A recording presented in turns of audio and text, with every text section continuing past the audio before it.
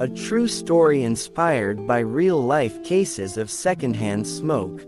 Emma never liked the smell of cigarettes. The first time she met Daniel, he was standing outside a cafe, a cigarette between his fingers, smoke curling into the evening sky. She almost turned away, but then he smiled, and somehow, the smoke didn't matter anymore. Daniel was charming, warm, and full of life. He laughed loudly, loved deeply, and promised her a future that felt safe. On their third date, she teased him about his smoking. "Those things will kill you someday," she said, wrinkling her nose. He grinned. "Don't worry, I'll quit before it gets that far." She believed him, because when you love someone, you believe the version of them they promised to become, not always the one they are. Years passed. Love turned into marriage, and marriage into routine. They bought a small house, painted the walls together, argued about furniture, laughed over burnt dinners. Daniel still smoked. At first, it was outside. Then near the window. Then sometimes, inside, especially on cold nights. Emma would cough occasionally, waving the smoke away. "Dan, please, at least open a window." I will, he'd reply, already lighting another cigarette. It wasn't cruelty. It was habit. And habits are quiet. They don't feel dangerous until they become damage. Emma was only 38 when the cough started. At first, it was small. Harmless. Just a tickle in her throat. Probably the weather, she said. But weeks turned into months. The cough stayed. Then came the fatigue. The breathlessness. The way climbing stairs felt like climbing a mountain.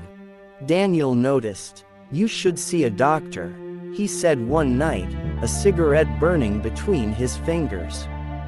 Emma nodded, forcing a smile. "I will." But she didn't. Because life was busy. Because problems feel smaller when ignored. Because neither of them was ready for the truth. The hospital room was too quiet. Too white.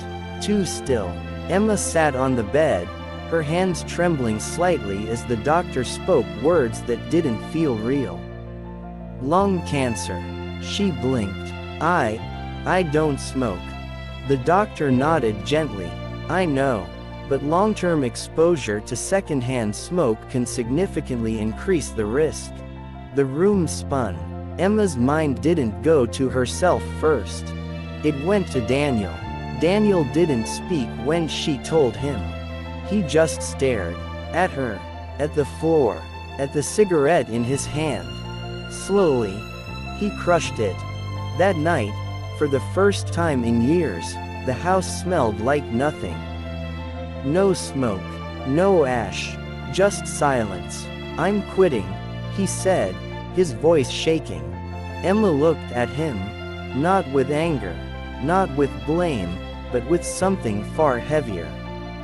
Sadness. "I never wanted you to stop because of this," she whispered. "I just wanted you to stop, for us." Daniel broke down. Because in that moment, he realized something unbearable. He hadn't just hurt himself. He had hurt the person he loved the most. Treatment began. Chemotherapy. Hospital visits. Long nights filled with pain and uncertainty. Emma lost her hair, her strength, pieces of herself. But she never lost her kindness. Daniel stayed by her side through everything. He cooked, cleaned, learned how to care for her in ways he never imagined. And he never touched another cigarette again. Not once. But quitting now didn't erase the past. And that was the hardest part. Some nights, when the pain eased, they would sit together in silence. No TV, no distractions, just two people, facing what they couldn't change. "Do you regret it?" Emma asked softly one night. Daniel's eyes filled with tears. Every single day, she reached for his hand, her grip weak but warm. "I don't blame you," she said. But her voice carried something deeper than blame. It carried truth. As time passed, Emma grew weaker. The house that once echoed with laughter became quiet again, but this time, it wasn't peaceful. It was heavy. Daniel spent his days replaying memories. Every cigarette, every moment he dismissed her cough. Every time he said, "It's not a big deal." Because now, it was. On her last day, Emma asked him to open the window. Fresh air filled the room. She closed her eyes, breathing it in slowly. "Promise me something," she whispered. "Anything. Tell people. This matters." Daniel nodded, tears falling freely. "I will." Emma was gone. But her story didn't end. Daniel kept his promise. He spoke at schools, at community centers, to anyone who would listen. He didn't hide his past.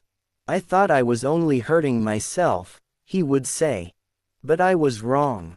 People listened, because his voice carried something powerful. Not just regret, but truth. Ending line. Some dangers don't shout. They don't arrive with warnings or alarms. Sometimes, they drift quietly through the air. Until one day, they take everything.